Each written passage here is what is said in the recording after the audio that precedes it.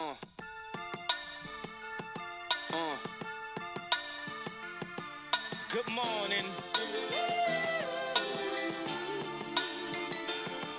Good morning. Good morning, everyone, and happy Thursday. Welcome to the Morning Deuce with D-Spin, Davis Spindle. Last night I went to a comedy night, and it was absolutely hilarious. I used to go every single Wednesday. It's the best free comedy show I've ever been to. Been to a lot of comedy shows, some good, some bad, some expensive, but this one's free. The talent is always great. A lot of people come down from LA for this show because it's in the middle of the week and it's fantastic. There were a couple great jokes, a few that were very funny, especially about dating, which made me think about the podcast because people were talking about online dating and Tinder dating, which I've talked about. One guy had this great line. Basically, he said the number one goal for a male to get a female is to just not be creepy. And his key to not being creepy was all about the eyebrows. And he was like, if you just say something with your eyebrows up, it always looks innocent and just normal and everything's going to be fine. You never look weird. But if you say it with your eyebrows down, then it's creepy. So the key is just eyebrows up. And he used all these examples. It was very funny.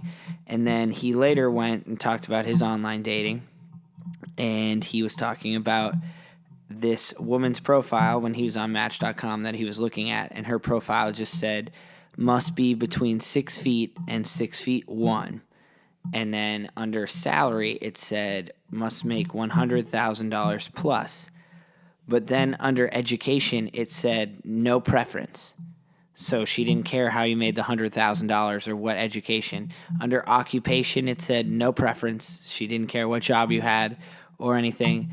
And then the next column said language, and she wrote no preference.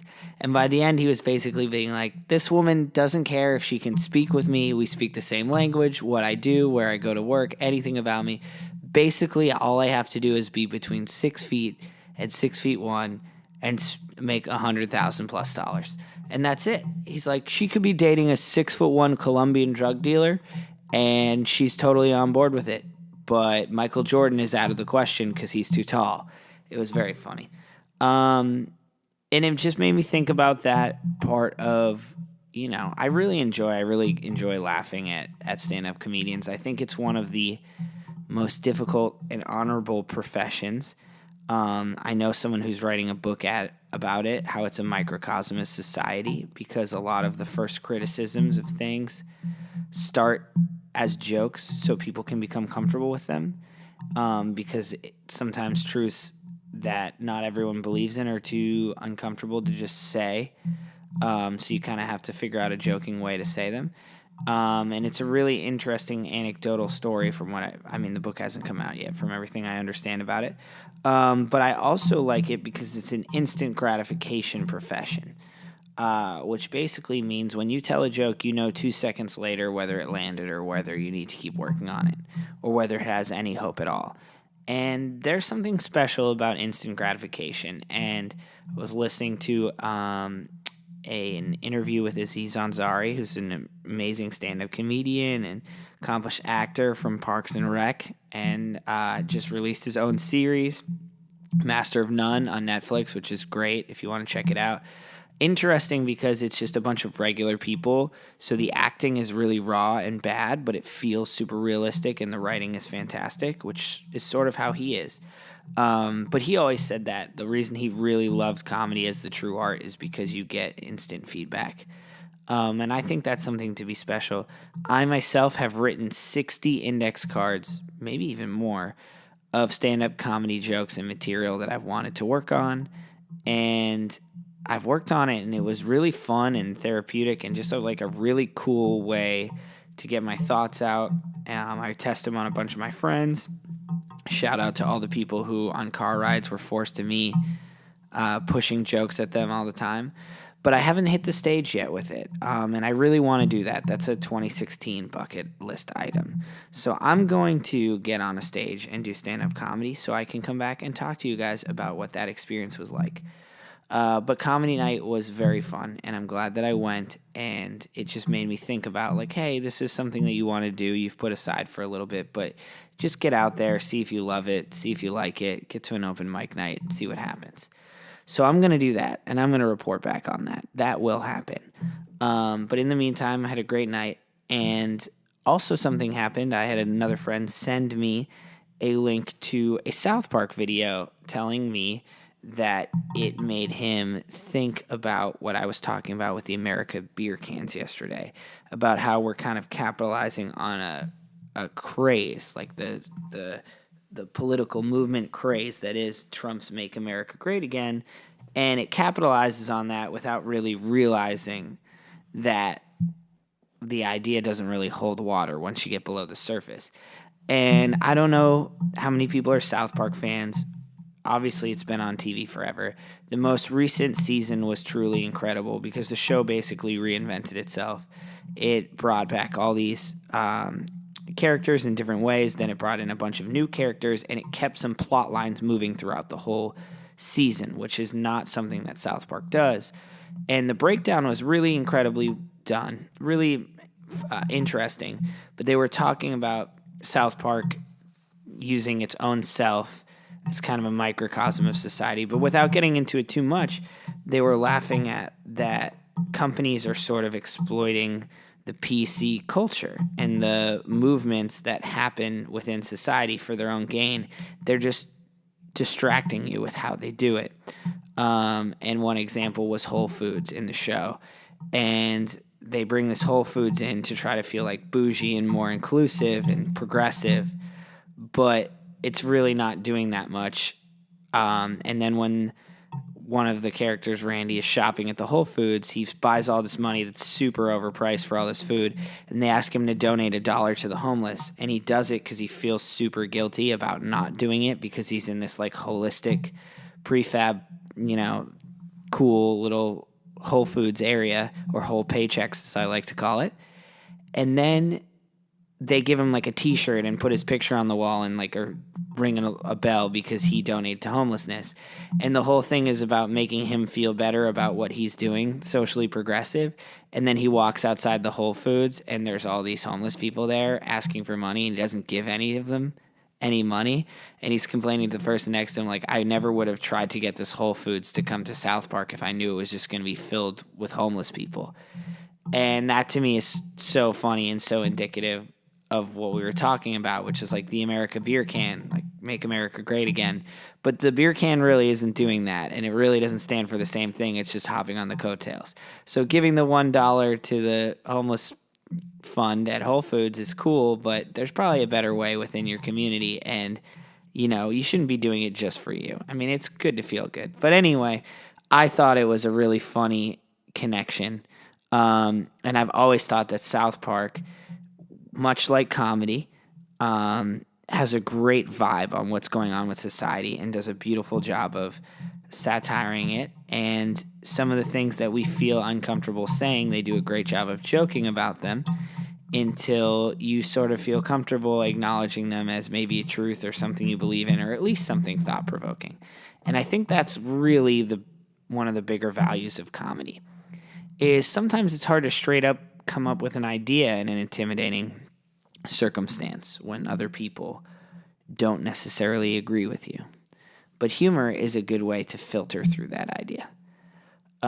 So maybe there's something that you're trying to work through in your life, whether within your home life, with your family or roommates or girlfriend, boyfriend, or at work, and there's a problem that you've been having a really difficult time addressing. And it doesn't work for every problem, but maybe there's a way. I like to try to stack some things with compliments. So maybe there's a way to use a compliment at the beginning and a little humor in the middle to try to bring light to an issue that you've been kind of suffering through and haven't brought up. And then at the end, you can maybe put a little bit more serious tone on it, and it softens the blow a little bit and makes somebody think. So that's what I sort of took away from this whole ordeal. I mean, I had a great time. But the idea that, you can use a little humor and a little comedy to maybe accomplish something that if you said straight up wouldn't get the same reaction that you're hoping for. So that's the end of part 1, and let's move on to part 2. Part 2 of the Deuce today centers around a news story that has been trickling out for, 2.5 years now. It's about the Affluenza teen, as he is so called. The Affluenza teen, Ethan Couch, a Texas court decided to uphold his 2-year prison sentence. If you haven't heard about the Affluenza teen, basically he was drunk driving, got in a car accident, and killed 4 people. And his family was wealthy, hired some incredible lawyers, and their defense was a psychological condition called affluenza. And basically, affluenza got him off with probation. And what affluenza is it means that he was too financially well off and his parents were too financially well off that they could not control him, and he didn't understand the impact of his own decisions because he knew that things were going to be given to him. So he didn't truly understand what he was doing when he made the decision to drink and get behind the wheel, which is the most ridiculous ruling I've ever heard. There is some semblance to the statistical data behind having more money doesn't always mean it's easier to raise a kid. Malcolm Gladwell, the famous New York Times writer and best-selling author, if you've heard of 10,000 hours, you do something for 10,000 hours and then you achieve your maximum level of mastery of it, and after that you can't really get much better. So the people who are the best at something, it's because they moved and got to their 10,000 hours, faster, quicker, and better. They maybe had a natural inclination, but they truly put in the work, and that's really the difference in most cases, is just hours of applied time. Well, he also has talked about the money it takes to raise a child as best as possible. And basically the theory is, and it's statistically backed, but it's based on a parabola. So if you have no money and no resources to raise a child, then it is extremely difficult, which makes sense. The more resources you get, whether it be money, time, etc., the easier it is to raise a child. Until you get to a certain point at the top of your parabola where it levels out, where making a little bit more money doesn't really make it that much easier for a little bit of time. And eventually it gets to the point where making more money actually makes it harder. So at first, maybe the parent had to work a ton of jobs to raise that amount of money. And then you get to that sweet spot where you're home enough, but you're also making enough money that opportunities are there for education and sports and everything, but the parent is also still around. But eventually the theory is when so much money is being made, either the parent is completely unable to be around and it's just money solving the problems, or, the child basically knows that everything's going to be okay and there are no consequences because ultimately they do have a cushy lifestyle that they will live underneath, and everything will work out for them in the end. That there's only so much grounding and so much they can take before the spoils that have they've been lucky enough to be born with will come to them. And that was the defense that was used in the Affluenza teen case, and it is absolutely crazy because when that came on, my mom had the brilliant, poignant insight where she said to me, that story makes me so mad because what about all the people in jail with poor affluenza? And I laughed because it was brilliant, because you cannot, if you're going to acknowledge the downside of the wealthy part of this parabola of raising a child, you have to acknowledge the downside of the front side of the parabola. And people committing crimes are usually people who are in very difficult financial circumstances or otherwise, where poverty or desperation has pushed them into it. So the idea that affluenza would get you off of this, but the idea that someone who's too poor and didn't have any positive influences growing up or anyone teaching them right from wrong could never get off in the same way is ridiculous. Now, the Affluenza teen, eventually when he was on parole, ran away to Mexico with his mother where they were searching for him, and he had to be extradited back to the U.S., and they caught him and his mother, who helped him, which is even more ridiculous, because they bought, some type of delivery pizza with the money that they had, some type of card. So the government caught them. Well, he's still only getting 2 years behind bars for killing 4 people in a drunk driving accident, which is unbelievable. And it reminds me of a story when I was younger, I think I was 21 or 20 at the time. A friend I had who was younger than me made a bad choice and got a DUI. And he was handcuffed and lost his license. But he was very affluent, very well off. His family did corporate real estate. They had some great connections, people who owed them favors. He had a couple of the best lawyers you could imagine come to where the original arraignment and the case was going to be held. And basically, towards the end of the case, they got him out with some community service and about 4 months probation, and that was about it. I don't even think he ever had his license fully suspended, and it completely went away from his record. And I remember talking to him afterwards, and the big takeaway from him was just how he said to me it was the first time I really learned how crooked the system was, and how if you have money and connections and you know someone who knows someone, you can play the system to your advantage to get away with things. And if you don't, you can't. And it was huge to me because, he almost felt bad about it as like a wealthy white kid with resources. It almost felt bad to him that he was in a position. I mean, it would have been dumb not to take advantage of it, but he was in a position where, this was his one mistake, and he was able to learn from it and not necessarily face the full consequences that someone who would be fully pressed with charges after their first incident. So that is another thing that was interesting me today. You can never neglect the idea of someone's upbringing, and you never know what people are dealing with, and everyone is dealing with something. The last horrible story in the news was that George Zimmerman is auctioning off the pistol that he shot Trayvon Martin with. I couldn't even read the full article, but that's what I understand. Somebody might have to look that up a little bit more.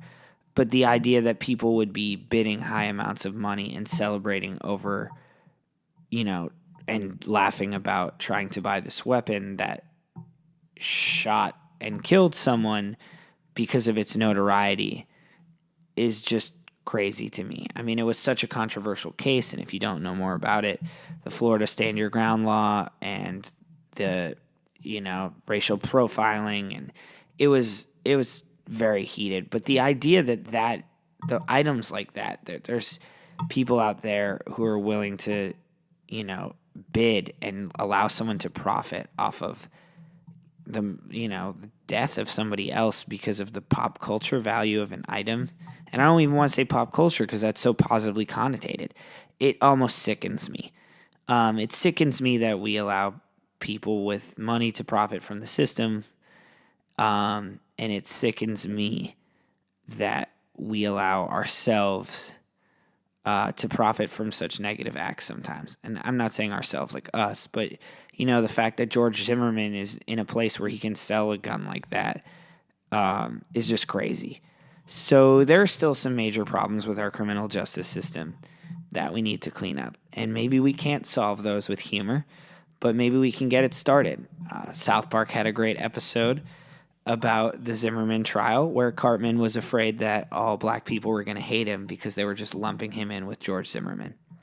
And it was a hilarious episode, but it was also an uncomfortable truth, just like my friend who had the DUI kind of wiped off felt the guilt of that. Cartman felt the guilt of not understanding why George Zimmerman would maybe get off with such a controversial and ridiculous action. So that's that. That's today's Morning Deuce. Happy Thursday. Hope you guys get through the week. Tomorrow's Friday. Hopefully have a little bit more fun podcast on Friday. Have a great day, everybody. D-Spin. I'm out.